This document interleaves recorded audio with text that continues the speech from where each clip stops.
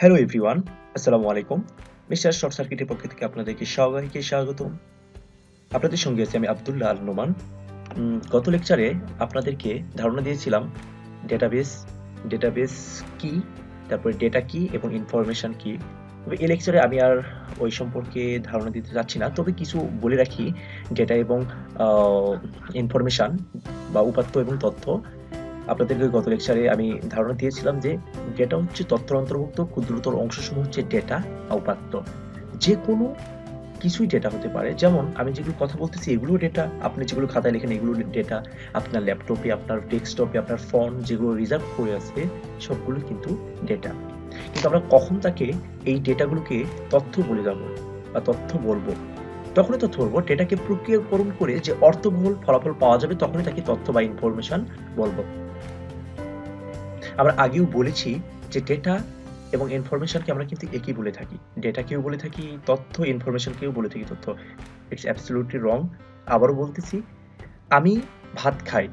হ্যাঁ, এটা তথ্য বলতে পারেন। কিন্তু আমি খাই ভাত এটাকে আপনি তথ্য বলতে পারবেন না। কিন্তু এগুলো সবই কিন্তু ডেটা।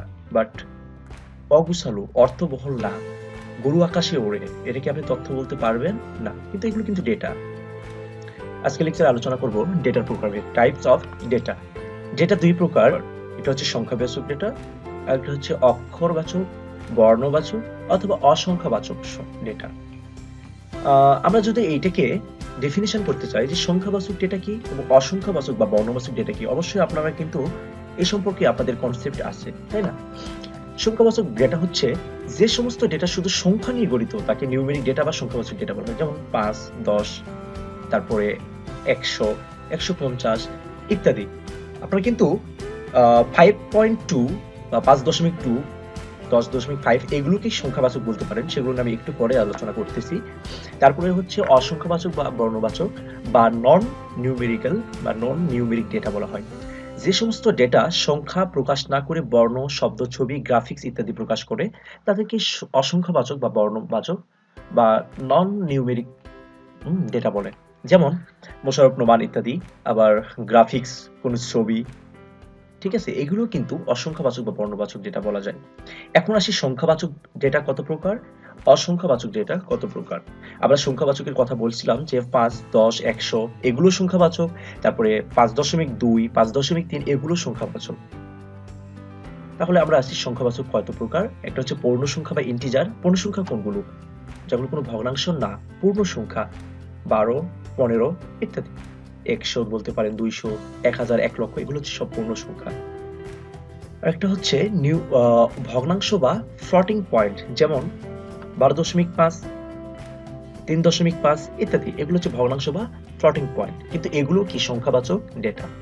এখন আমরা হচ্ছে অসংখ্যাবাচক বা বর্ণবাচক ডেটা কি, স্ট্রিং ডেটা আর হচ্ছে অবজেক্ট বা গ্রাফ ডেটা। স্ট্রিং ডেটার মধ্যে কি কি পড়ে, যেমন কালাম, সজীব, যে কোনো একটা নাম বা আপনার যে কোনো কলাম, এগুলো হচ্ছে স্ট্রিং ডেটা। আর অবজেক্ট বা গ্রাফ, যেমন আপনার ছবি, গ্রাফিক্স, এগুলো কিন্তু অবজেক্ট ডেটা। নেক্সটে আসি আমরা difference between data and information, উপাত্ত এবং তথ্যের মধ্যে পার্থক্য।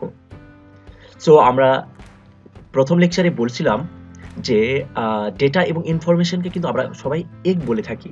সো আপনাদের এখন কিন্তু ধারণা হয়ে গেল যে ডেটা এবং ইনফরমেশন কিন্তু এক জিনিস না। সো ডেটা অর্থ হচ্ছে উপাত্ত, ইনফরমেশন হচ্ছে তথ্য। ডেটাকে আমরা কি বলতে পারি, যে তথ্যের অন্তর্ভুক্ত ক্ষুদ্রতর অংশসমূহ হচ্ছে ডেটা বা উপাত্ত। আর আমরা কখন তাকে তথ্য বলতে পারবো, যে ডেটাকে প্রক্রিয়াকরণ করে যে অর্থবহ ফলাফল পাওয়া যায় তাকে ইনফরমেশন বলবো বা তথ্য বলবো। তারপরে 2 নম্বরে আসি, পদার্থবিজ্ঞানে 80, রসায়নে 80 মার্ক পেয়েছে, এগুলো সবই কিন্তু ডেটা। কিন্তু আমি যদি চাই যে সে পদার্থ এবং রসায়নে মোট কত নাম্বার পেয়েছে, এটা হবে ডেটা। তখন মোট নাম্বার কত? 80 প্লাস 85, 165। ডেটা হচ্ছে একক ধারণা, কোনো কিছুর উপর একক ধারণা হচ্ছে ডেটা। তোমার বাংলাতে মার্ক কত? 80, এটা ডেটা। ইংলিশে মার্ক কত? 95, এটা একক ধারণা, এটা হচ্ছে ডেটা। আর আমি যদি বলি যে তোমার পুরো মার্কটা কত, তখন আমরা বলবো এটাকে তথ্য, ইনফরমেশন চাচ্ছি, তোমার পুরো মার্ক কত, এই জন্য বলা হচ্ছে তথ্য হচ্ছে সমন্বিত ধারণা। ডেটা হচ্ছে উৎস, তথ্য হচ্ছে ফলাফল। ডেটা কেমন উৎস? যেমন বাংলাতে তোমার মার্ক কত, এটা কিন্তু একটা উৎস।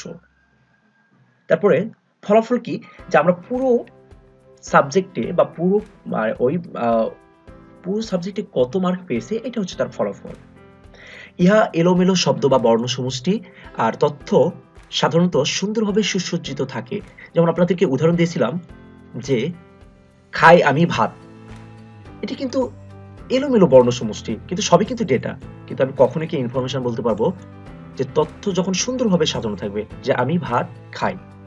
ডেটা সবসময় অর্থপূর্ণ হয় না, আর তথ্য সবসময় অর্থপূর্ণ হয়। যেমন গরু আকাশে ওড়ে, এটা কখনো অর্থপূর্ণ নয়। তারপরে আমি খাই ভাত, এগুলো অর্থপূর্ণ না, কিন্তু তথ্য কখন বলবো যে আমি ভাত খাই।